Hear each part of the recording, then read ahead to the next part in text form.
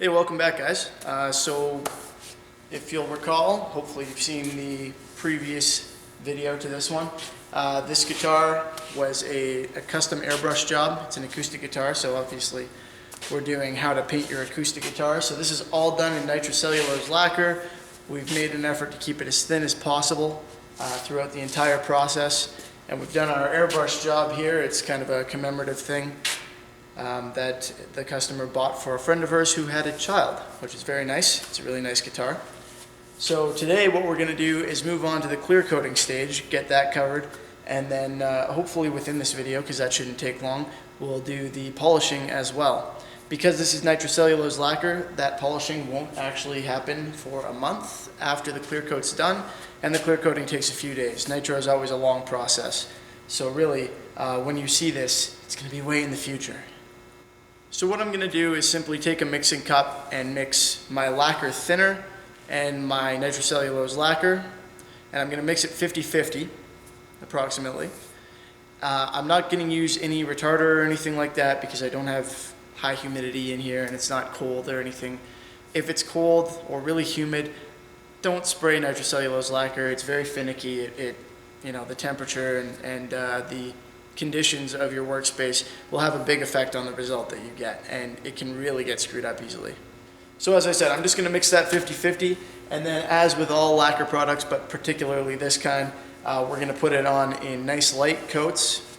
I'm just going to do a couple passes today, give it overnight to dry, and that's going to be it. You're going to see the process. I'm going to do these passes, and then I'm going to wait overnight and do it again off camera, because there's no point in you watching me do the same thing more than once here. And I'm going to do that probably 3 or 4 times because they're going on super thin. If I think it's ready to go before that, then I'll leave it as is because I really want to avoid getting a whole bunch of paint on here that's going to affect the sound of the guitar adversely. So let's get going with the spraying. So here I am with my 50-50 lacquer to thinner mixture.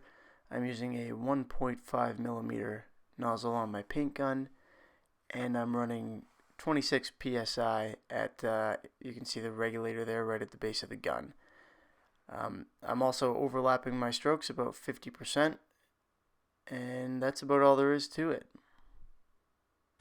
Hey, what's up, guys? So unfortunately things were hectic. We were moving the shop and stuff, and I couldn't film the rest of this paint job, so I don't know if I'll post the beginning of it or what, but this guy's finally done. It's nice and shiny.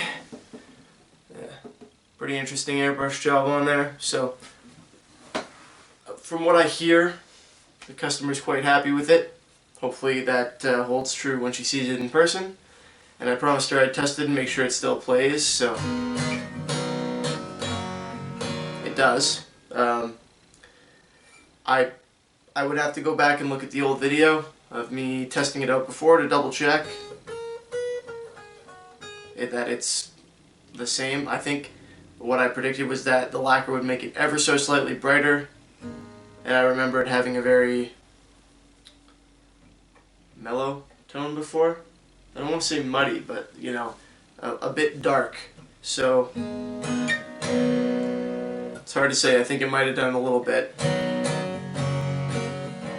It would make sense if it did. Keep in mind, if you're painting an acoustic guitar, that the paint that you put on the soundboard on the front here makes a lot of difference. It can have a very significant effect on how the guitar sounds.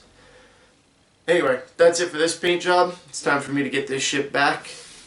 I said shipped back there, so if I didn't enunciate well, don't blame me. And yeah, that's a wrap. Thanks for watching. See you next time. Hey guys, if you enjoyed the video, please give it a thumbs up so it'll be easier for other people to find, and subscribe to stay up to date with all the cool projects I got coming out. Also, a big shout out to Sovereign King, who does the vast majority of the music for my channel, way better on guitar than I am, and to Troy from Noise Guitar Mods. I'll put the link in the description. The man is a great guitar tech, and he's taught me most of what I know about how the internals of these things work. Thanks for watching, guys. Hope you enjoyed yourselves. See you next time.